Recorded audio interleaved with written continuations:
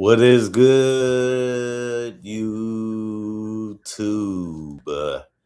Quinn Wade back at it again with y'all. This time we're going to continue to talk about the trade deadline. Some small trades ended up wrapping up just a couple minutes ago. I'm going to cover it to the best of my ability. So stay with me as long as you can. Of course, this is going live on YouTube on the Analysis Playground exclusively on there. And let's talk about the biggest trade of the couple minutes that it ended up being left. Zubac get traded for Benedict Mathurin.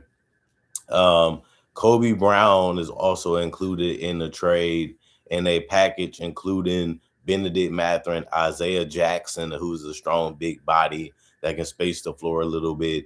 They also get 2 first-round picks and a second-round pick. Indiana entered the trade deadline prior wanting to upgrade at center, which they really have been struggling with. The best one they have right now is Jay Huff, and sometimes he doesn't even start. Even Pascal Siakam has been playing a little bit of center. So now they want to be able to fill that position with a quality big. And Zubac is on a good contract anyway. And he's a double-double basically every single night for the most part. So you have to love that too. He's basically going to be able to do that in Indy whenever he wants to. Plus, he's going to be able to score in the paint because he was able to do it with the Clippers. Obviously, he has the little floater. He has the hook shots. He can finish strong around the rim also. And you look at the fact that they also get a guard that can score a little bit too. And Kobe Brown, he has some more upside. He has some more potential. The Clippers don't really care because they get Benedict Mathurin in this trade. So they lose Brown, but they get a guy that has all-star potential in my eyes, because Benedict Mathurin can make the mid-range. He can make the three. He can come right at you and make layups and dunks. He also can get to the free throw line easily, and he has done that always throughout his career. The 2026 first rounder sent by the Pacers is protected 1 through 4 and 10 through 30. If the pick doesn't convey, the Pacers will send an unprotected 2031 first rounder. The other pick is an unprotected 2029 first rounder. Zubac, for people that don't know, he is signed through 2027-2028 NBA season with a 3-year, $58 million extension signed in 2024. Zubac is one of the most affordable centers that you can really get. Honestly and truthfully, that's a real good thing to see because he's giving you 14 and 10, and he's not even making $100 million. And even if you add to last year, he still wouldn't be at $100 million. He's also giving you 2 assists. He's doing that all in 30 minutes. And he played 43 games this season. He doesn't get injured that much. He doesn't miss that many games. And that's a really quality big that you should be happy to have. Mathurin, who played a decent season, he is averaging 17 and 5 and 2 assists in 31 minutes in 28 games. The problem is he's been a little banged up.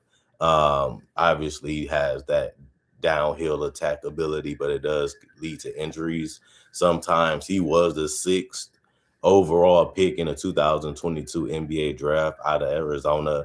So teams and people was high on him. That's why he was drafted so high, because of his offensive ability and the things that he can do when it comes to scoring the basketball, and also the fact that he has good size and good strength and a nice body for the guard position in the NBA. So it all does make sense for them to try to find a way to get off Zubac and try to find a way to get a guy that has a little bit more upside and a little bit more potential. Other than that, the Pacers, they gave up a good amount in this one. Next trade we're going to talk about is the Jose Alvarado one. The Knicks ended up getting him from the Pelicans for Dalen Terry, who they just got, and a 2 second-round picks. That's a low amount for a guy that's a good guard in this league. He can shoot the three, he can drive, he can pass. He's a pesky defender. The Knicks acquired Terry, for people that don't know, from the Chicago Bulls as they unloaded Gershon Yabusele, and then Alvarado, who was a guy that some other people wanted before the deadline. He has a player option for the 26-27 season.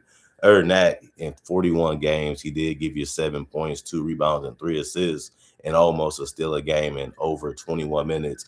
I think he's going to be able to replicate that for the Knicks. And I think that they understood that. That's why they made the move. Plus, it makes sense at the end of the day to try to get the best player you can get.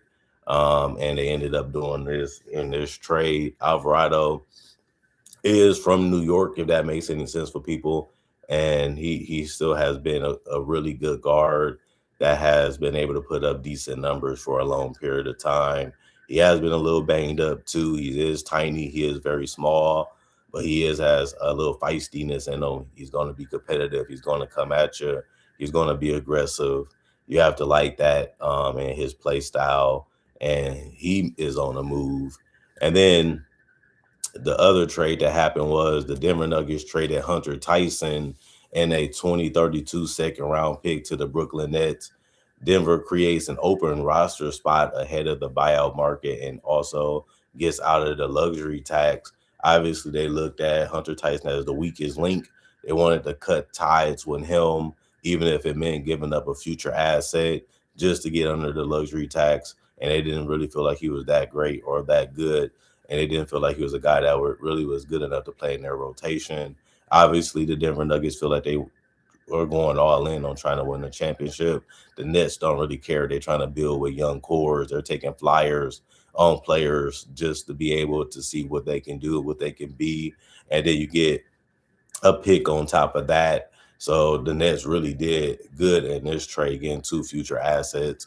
And if it doesn't work out, his contract isn't that good or really ain't that bad anyway. It's a rookie contract. So you're not really losing much in taking them on. And then you still have a chance to swing and get somebody decent in 2032. Or you can trade that to go up in the draft or trade it also for somebody else. And you never know what's going to happen now that you have these 2 pieces. Tyson did appear in 21 games with the Nuggets. He did average 2 points, 1 rebound in 7 minutes. No, not that much playing time, not that much opportunity, not really needed on the Nuggets, honestly. And they said, we got to get rid of him for some benefits for the roster and for the benefit of our cap. And it does make sense for them business-wise and also roster-wise. The next trade, the Milwaukee Bucks have sent Cole Anthony and Amir Coffey to the Phoenix Suns for Nick Richards and Nigel Hayes-Davis. He's young. Like Nigel Hayes-Davis, they just got him. They already got rid of him. Milwaukee moved forward with the trade after informing teams that they have decided to keep Giannis Antetokounmpo beyond the trade deadline. Trade deadline is over now, so he's definitely not being moved. And neither is Ja Morant, who people thought that he probably would be, but it'd be hard to get off his contract since he doesn't play that many games. And it ended up being true both ways. The maneuver will allow the Suns to get below the luxury tax and still get some quality guards and a wing, you can say, in Amir Coffey. Anthony is averaging 6 points in 15 minutes with the Bucks following his release from the Magic, and they picked him up and he ended up being a good scoring punch off the bench. And Coffey just started getting some legit minutes, and he was showing that he can finish and score a little bit too. But I'd rather have Nick Richard. He's bigger. He has good athleticism. He has good size.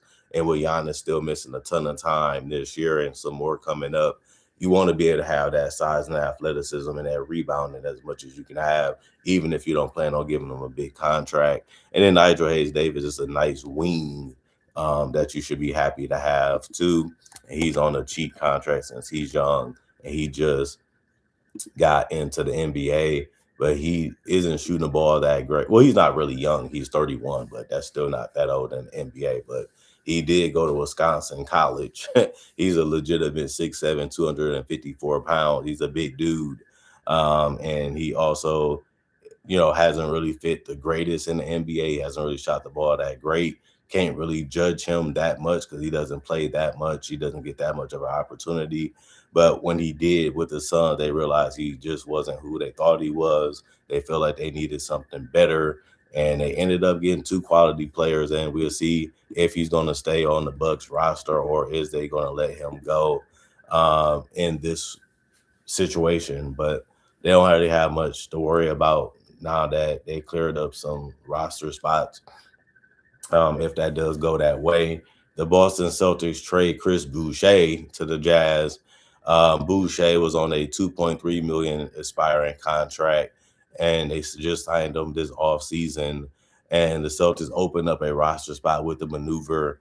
Boucher appeared in 9 games with the Celtics and averaged 2 points and 2 boards in 10 minutes. He's a guy that can shoot the three. He can finish in the paint. He can protect the rim from time to time. He's very skinny. He's undersized for the position, but he is quick and athletic. Obviously, the Jazz didn't really have to give up nothing to get him. So they looking at it like, now we got more size. Now we have more length. Now we have more athleticism. And we ain't really giving up at all, really, to give him a roster spot. Is basically all they're doing. And the Celtics like, you can have him. He ain't really a good fit. He's not really a great player. We're not really feeling him. So we're going to just use that chance to get somebody else. And we'll see who they get and what happens with that. And then another trade, the Philadelphia 76ers have traded Eric Gordon and a 2023 second-round pick to the Memphis Grizzlies. The moves create flexibility for the Sixers to convert Dominic Barlow to a two-way deal to a standard NBA contract. He's been playing real good. He's been a real great fit, especially with Paul George missing 20-something games coming up. You're going to need a wing that can shoot, that can score, that can attack the basket, that can get out in transition.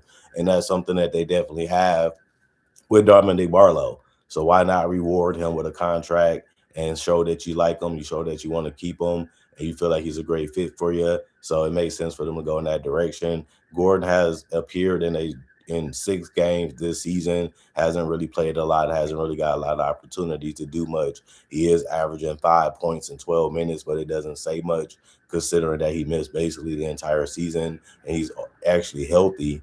Barlow appeared in 40 games and is averaging 8 points and 5 boards, which is really good in 23 minutes, especially with the team mates that he have around him, showing you that he is really productive in the amount of time that he's out there on the basketball court. So it's good that they are prioritizing him and rewarding him with the contract.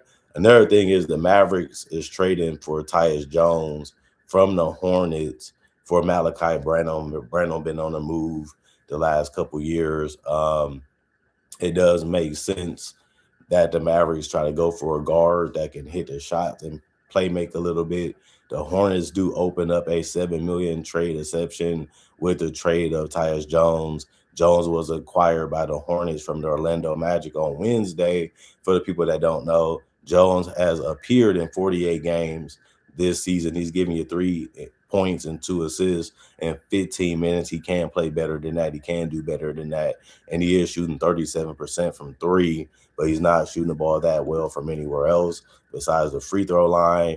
Another thing that ended up happening was the Nets did waive Haywood Highsmith. He's no longer going to be on the roster. This was with their trade with the Toronto Raptors. Highsmith tore his meniscus in the offseason and hasn't played a game this season for the Brooklyn Nets, and he did that following a trade from the Miami Heat. Highsmith was on a $5 million contract for the 25-26 season that the Nets were able to absorb using their cap space. But during the 74 games last season that he was healthy, he only gave you 6 points and 3 rebounds. He did that for the Heat. That's still decent numbers for a backup guy that really, always showed that he was expendable. If you're a guy of his caliber, you're always going to be on the move. You're always going to be fighting for a roster spot. You don't really get job security that much. And obviously, he just lost it by getting waived. And it sucks for him to get injured and get waived. But ain't much that I can say to you. But it's just a part of the game and a part of the business that the NBA is. It can be dark. It can be ugly. It can be frustrating. But it's a business at the end of the day, too. The Thunder get the draft rights for Balsa from the Utah Jazz, signals preparations for potential second apron restrictions next season. The Thunder sent cash to the Jazz for the 2021 second round pick in a deal that was largely unnoticed. People don't really care about him or didn't think it'd be that good or They felt like he had a lot of potential and upside that he hasn't reached yet. But Ivica, I think is how you say it, is not currently in the NBA and may never play in the league. So it makes sense for them to get off that contract, especially because you don't really know how he's going to play and what he's going to be. Teams above the second apron can't send cash and trades. The only way they can complete deals is without including players or picks by drafting draft rights to players not in the NBA. If that makes any sense for y'all, that's why I had to break it down that way. Oklahoma City lacked such assets before this transition. Now they possess one viable option in Vika, who could serve as a connecting piece in future deals. He was selected 57th overall in the 2021 draft by the Utah Jazz. He is averaging 5 points and 3 rebounds in 13 minutes over 28 games this season for the team overseas. I don't know how to say it, so I'm not going to butcher it. But it makes sense for them to try to keep their books clean, keep their situation as flexible as they can, and still have good solid pieces as much as they can too, because you never know when you need to make another move. You never really know when an upgrade is available. You never really know when you have to get out of certain situation cap wise. And they understand that Sam Presti is the best, if not one of the best GMs in the world.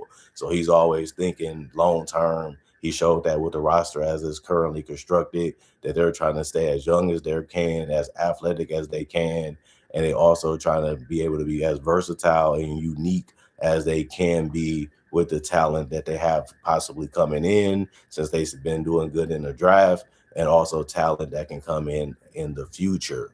And that's what this deal is basically saying.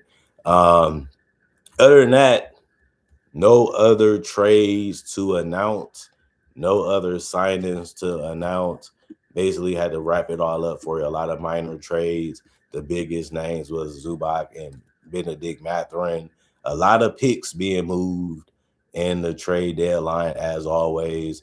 Cam Thomas, unfortunately, was waived by the Brooklyn Nets. That's the biggest news right now. That will allow him to enter free agency. Thomas can sign with any team with an open roster spot. Thomas is a guy that was on a $6 million qualifying offer following his pre-loan for restricted free agency, and that was the best thing that they was able to get. And it didn't help that much since he's going to be a free agent anyway. He could have just tried to do that earlier, but the rules and stuff can prevent that. But I know he probably felt that way now that he got waived anyway. Thomas averaged 15 points, 1 rebound, 3 assists in 24 minutes across 24 games this season for the Nets. He's been injured. He's been struggling to stay on the basketball court. He can handle the ball. He can pass a little bit. He can score. He can hit threes. He can get to the paint. He can get to the free throw line. He's a guy that can really put the ball in the basket, and he doesn't have that much negative to say about that. He's not the most efficient guy. He's not the guy that has shown that he can carry an offense or carry a team winning wise. That's something he's going to have to prove, unless he's going to have to come off the bench for basically in his entire career. Because even with the Nets, who have a lot of young players, they was bringing him off the bench, whether he was healthy or just coming back from injury. So they didn't really believe that he was a high impact or a difference maker. That's why they waived him. That's why they got rid of him. They couldn't even really get anything for him. So they just said, we just want to be done with this guy. We just want to be done with this situation so we can move forward and we can free him up so that way he can move forward and do his best for him and his team.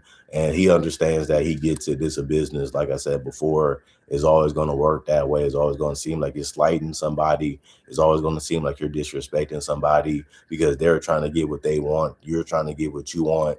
And if y'all can't agree to a deal, it always gets you a little mad at what did I do wrong? Why I can't get one? I want to get paid. I want to play in the NBA.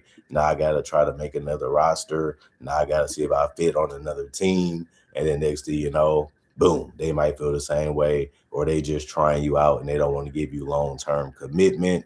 That's one of the hardest and most difficult things to do, is get long-term commitment. And we do understand that it can be that way, as people that love the game of basketball that's been watching it. Other than that, no big news anymore. Comment, like, subscribe, share, hit that notification bell to get the analysis when it first come out. Y'all stay blessed up. Y'all stay good. Peace. And I'll see y'all later today, hopefully with more analysis.